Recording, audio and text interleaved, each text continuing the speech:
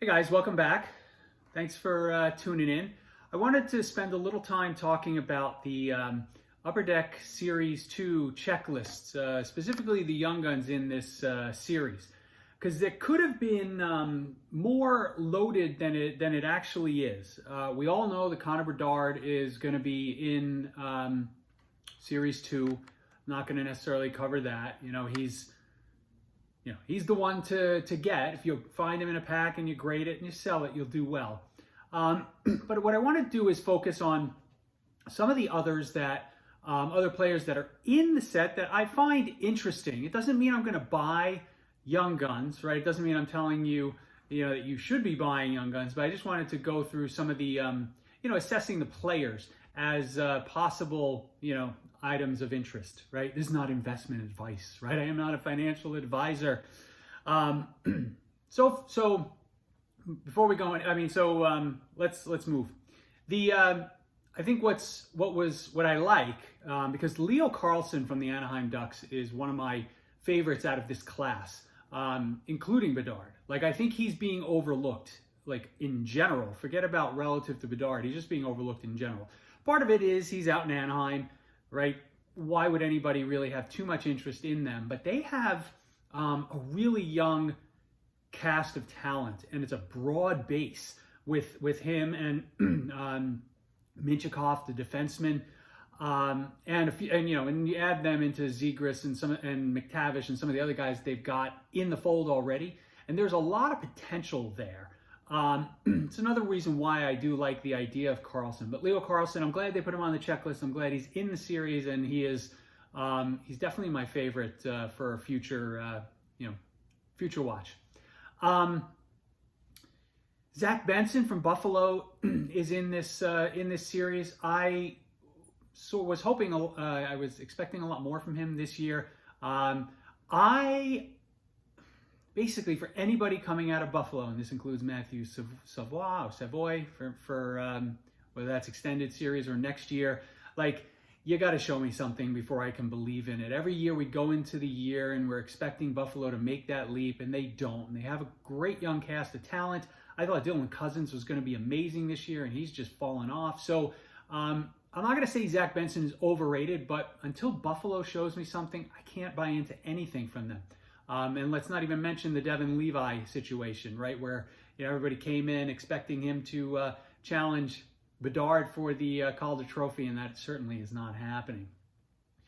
One guy I think to take a look at is Ty Cartier from Seattle. I think he's very underrated.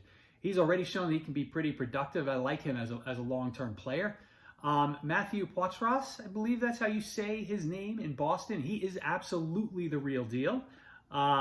So if we're going into, if I'm ranking, I'm going Carlson, Cartier, Carlson, Poitras.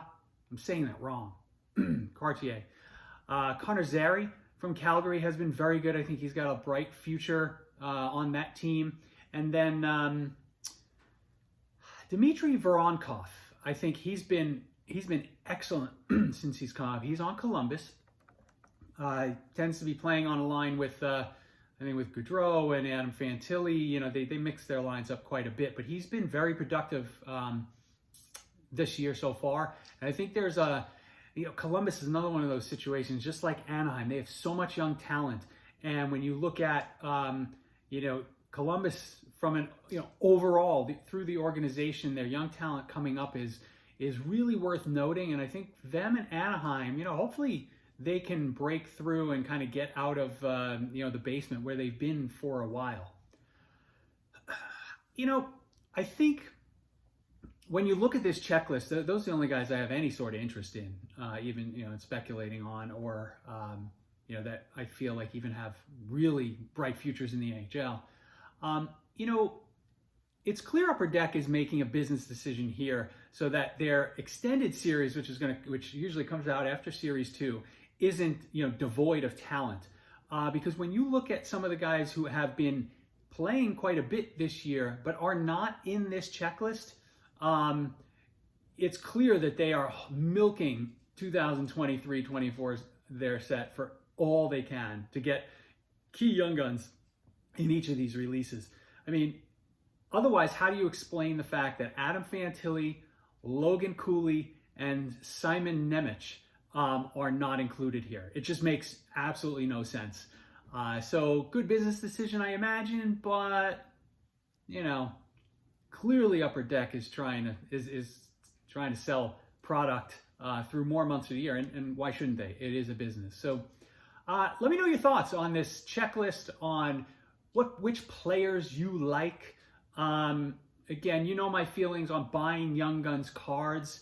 You know, unless you're buying them immediately, unless you're one of the first to pull something, get it graded, and get rid of it on the market. These are money losing activities historically. But you know, there are some gems here, so you never know. So let me know your opinion, and I appreciate you tuning in. Let me know in the comments. Thanks for watching.